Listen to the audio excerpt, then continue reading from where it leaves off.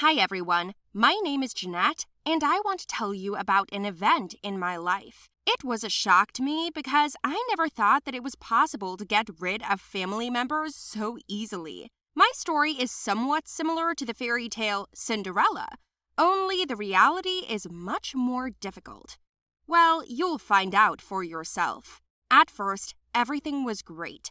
My dad and I lived together for a long time, because my mother died a long time ago.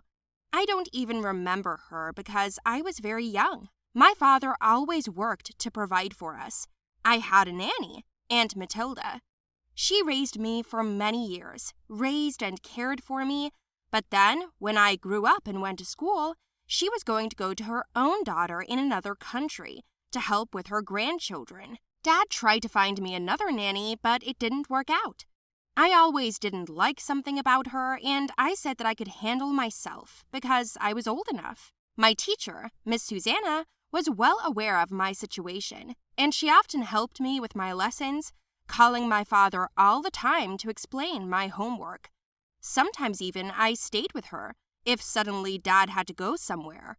She didn't have a husband or children, and she was very beautiful. We can say that she was the only friend of our family. And once, when my dad went on a business trip, I stayed with her again. It was another magical day. Miss Susanna just loved nature walks, so as soon as we woke up in the morning, we had a quick meal, packed up, and I went for a walk with her. Not far from her house was a gorgeous forest, where we loved to have picnics and watch birds and squirrels. Miss Susanna was good at drawing, and she taught me how to paint. I often borrowed an easel from her because I didn't have one of my own yet, and we could sit outside for hours and draw. After an active walk, she cooked divinely. Dad was back. I was looking forward to seeing him, and he promised to bring me the paints that he brought back from every trip. He told me stories that happened on the road, and I dreamed of ever going on a trip with him. Dad picked me up from Miss Susanna's, and we went home. As soon as I entered the corridor, I noticed someone else's woman's suitcases. I was confused by this picture, and I had a feeling of anxiety. Just as I was about to ask the appropriate question, a person came around the corner, introduced herself as Leanna, and held out her hand. She had long red nails, a ton of makeup on her face, and red lips. I didn't like it. As a matter of common courtesy, I held out my hand and told her my name was Jeannette. "You and I will be friends," she said. I asked who she was, and then Dad came up to her, hugged her, and said to me, "This is my new wife, and now she will live with us. You can call her Mama," he said, giving her a big smile. "What?" I asked. I couldn't believe my eyes. Did my father not see her essence? She doesn't suit him at all, does she? Why her? I had a lot of questions in my head, and I couldn't find an answer to any of them. I frowned, upset, but Dad said I just needed time to get used to the idea. I went to my room in silence and shut myself in. The next morning, Dad left for work early in the morning, and we were alone. I sat down to breakfast before school, and Leanna made me breakfast. It was fried eggs. I didn't eat it, I just left. Leanna was chatting with someone on the phone. When I came in for lunch after class, I didn't recognize our house. She hung nasty bright pink curtains on the windows, threw her things everywhere, filled the entire dressing room with her stuff, and it was terrible. The nightmare continued every day. My father did not see or hear me.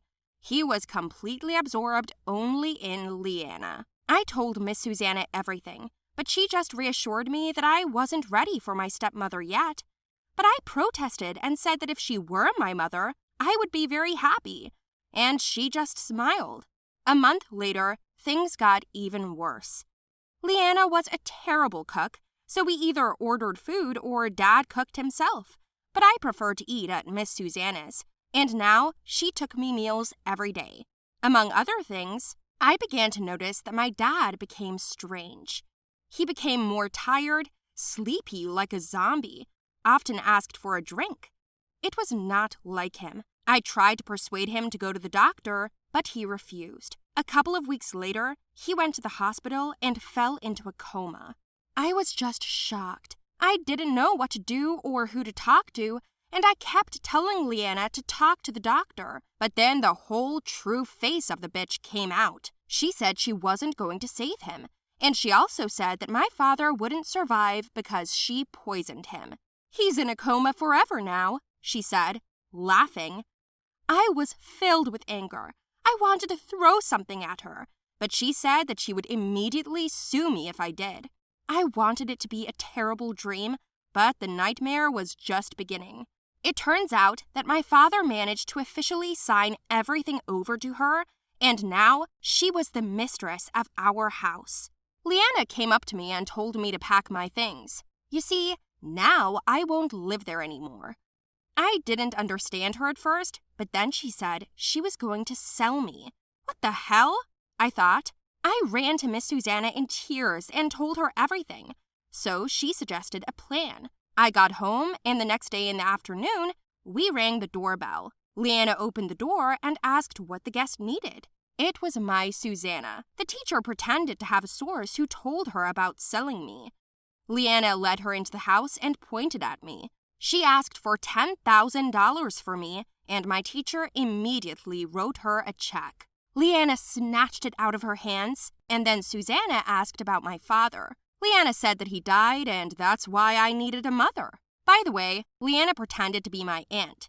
She said that the money would go to charity, and that I was a little crazy after my father died. I listened to her, and I was disgusted.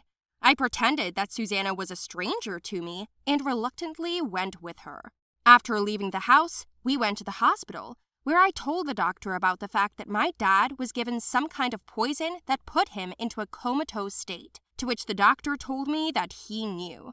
I have already reported everything to the police. They are right in my office, the doctor said, and we went with him. On the way, the doctor took me to the room where my father was lying, and what he told me just turned everything inside of me upside down.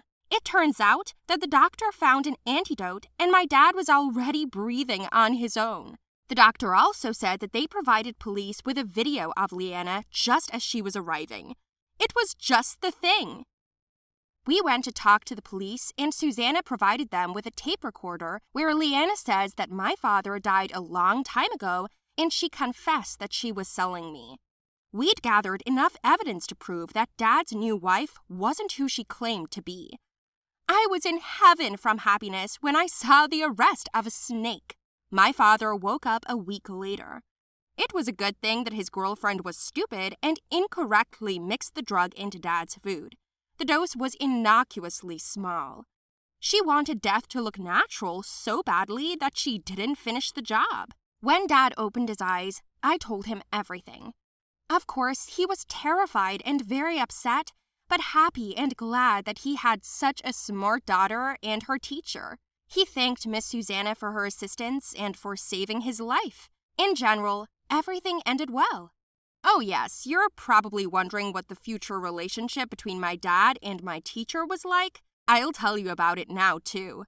As soon as Dad got out of the hospital, Susanna came to me and made me a great dinner. It was amazing. My dad seemed to blossom. The last time I saw him this happy was when he got a promotion. By the way, yes, it was my birthday while my dad was in the hospital. My father promised to give me an easel for a long time, but my teacher did it.